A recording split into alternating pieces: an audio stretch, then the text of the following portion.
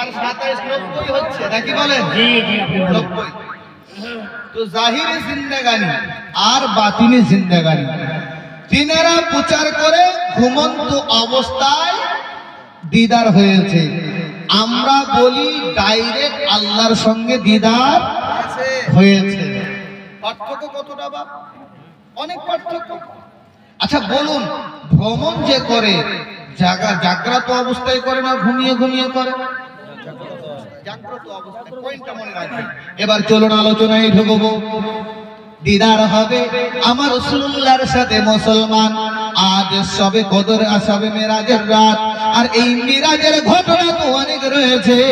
আমি শুরু থেকে নিয়ে এক গাছের বর্ণনা বলবো, যেই গাছের আমার আপনার নাম লেখা আছে, আমার বাপের মায়ের নাম লেখা আছে। কতদিন বাঁচবো, কতদিন উঠবো, কোথায় মরবো, কোথায় যাব, সব লেখা আছে। ইনশাআল্লাহুল আজিজ পয়েন্ট টু পয়েন্ট আলোচনা যাবে।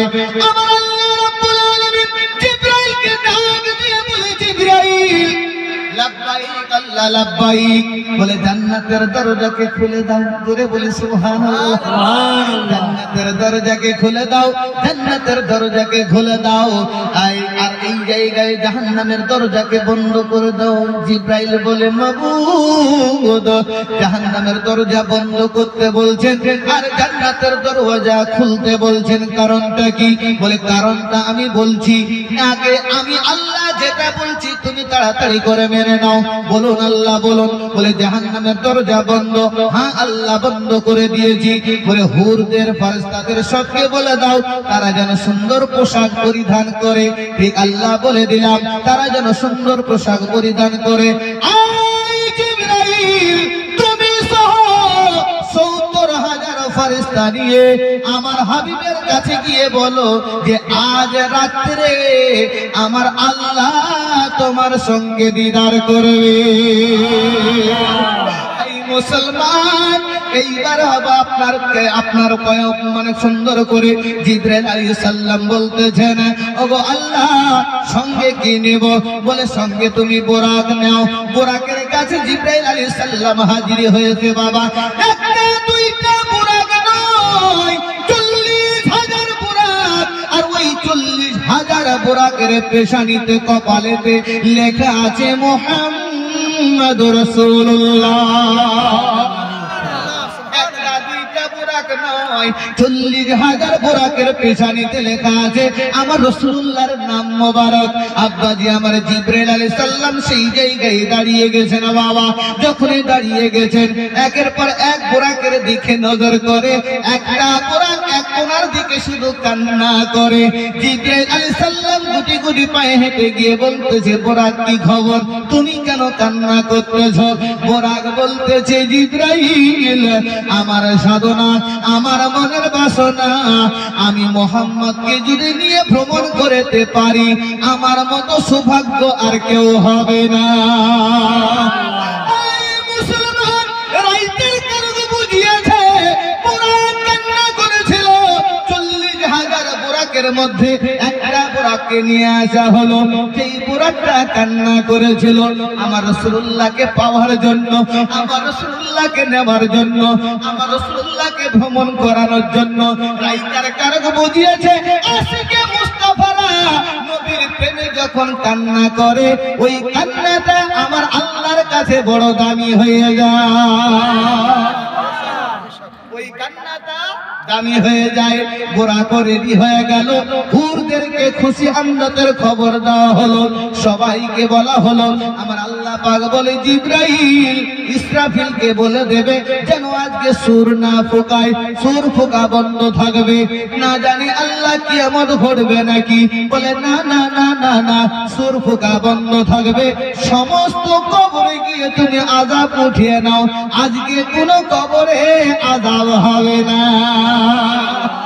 এই মুসলমান কুরবান হয়ে যান, যে রাসূলুল্লাহর বিদারের জন্য কবরের আযাব পর্যন্ত উঠিয়ে নেওয়া হচ্ছে। যেই রাসূলুল্লাহর দিদারের জন্য আপনার বোরাক পাঠানো হচ্ছে। জিবরাইলকে ডাক দিয়ে বলছে, জিবরাইল লাব্বাইক আল্লাহ লাব্বাইক। বলে যাও যাও, ইসরাইলকে মানা করে দাও আজকে যেন কারো রূহ কবজ না করা হয়।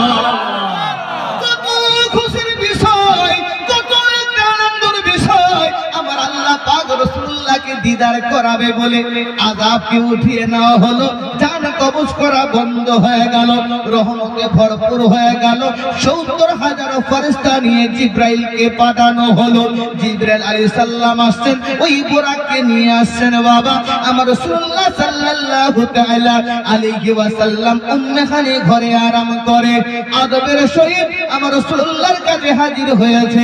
কিন্তু আমার রাসূলুল্লাহর আরাম দেখে জিবরাইল চিন্তা করে, জাগাবো তো কোন দিক দিয়ে জাগাবো, ডাকবো তো কেমন করে ডাকবো, না জানি কোন আমার বেয়াদবি হয়ে যাবে নাকি।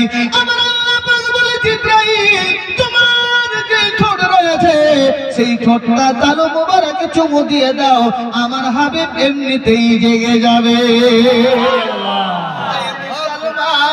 জিবরাইল আলাইহিস সালাম চুমু দিলেন, চক্ষু মোবারক খুললেন। বলো জিবরাইল, বলে আল্লাহ গৌরে ইয়া রাসূলুল্লাহ, ইয়া হাবিবাল্লাহ নবীজি, আল্লাহ পাক আপনাকে ডেকে পাঠিয়েছে। আজ রাতে আমার আল্লাহর সঙ্গে দিদার হবে, টাইম বেশি নাই, দেরি বেশি নাই। আমার রাসূলুল্লাহ সাল্লাল্লাহু তাআলা আলাইহি ওয়াসাল্লাম উঠলেন। এবার বাবা রাসূলুল্লাহকে সিনা চাক করা হবে।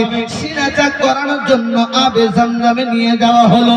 পৃথিবীর মানুষেরা সবাই জানে রাসূলুল্লাহ সাল্লাল্লাহু তাআলা আলাইহি ওয়াসাল্লামের সিনা চাক হয়েছে 4 বার। চারবার সিনা চাক হয়েছে। আবে জামজামের পানি দিয়ে ধুইয়ে দিয়ে ইলম হিকমত ভরে দিয়ে আমার রাসূলুল্লাহ সাল্লাল্লাহু তাআলা আলাইহি ওয়াসাল্লাম কে নিয়ে আসতেছেন। বাবা বুরাক রেডি হয়ে রয়েছে। বুরাকে আমার রাসূলুল্লাহকে উঠতে বলা হচ্ছে। যখন এই বুরাকে উঠতে বলা হচ্ছে, আমার রাসূলুল্লাহ কান্না করতেছে। ডাক দিয়ে জিবরাইল আলাইহিস সালাম বলে, ইয়া রাসূলুল্লাহ, ইয়া হাবিবাল্লাহ নবীজি, আপনি কেন আজকে কান্না করতেছেন? আজকে তো খুশির বিষয়।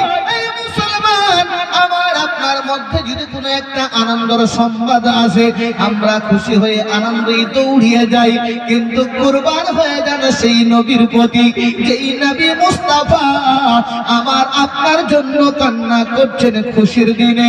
যেই রাসূলুল্লাহ দিদারে যাবে আপনার, সেই দিনও আমার রাসূলুল্লাহ কান্না করতেছেন। আমার রাসূলুল্লাহ বুরাকে উঠার আগে টস টস করে চোখের পানি আপনার বেরিয়ে যায়। আমার আল্লাহ পাক বলে, জিবরাইল আমার হাবিব কি বলছে শুনে নাও। আমার হাবিব যাই বলবে আমি আল্লাহ আজকে তাই শুনে নেব।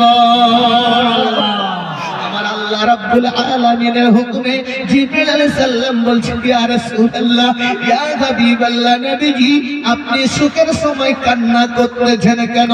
আপনি কেন কান্না করতেছেন জানতে পারি? আমার রাসূলুল্লাহ নূরে জওয়ানে বলেছিল, জিবরাইল আমি যাব আমার আল্লাহর সঙ্গে দিদার করতে। কত সুন্দর সওয়ারি দিয়েছে, যেই সওয়ারিটা ছিল বুরাক, গাদা থেকে একটু নিচু, খচ্চর থেকে একটু উঁচু, যার রং ছিল সাদা ধবধবে। এত সুন্দর বুরাকে চড়ে আমি নবী যাব, কিন্তু কাল কিয়ামতের ময়দানে পুলিশের পুল হবে, 50 বছরের রাস্তা হবে। ওই রাস্তা দিয়ে আমার উম্মত কেমন করে পার হবে? আমি নবী তার ব্যথায় ব্যতীত হয়ে কান্না করতেছি। এতদিনের রাস্তা আমার উম্মতরা কেমন করে পার হবে?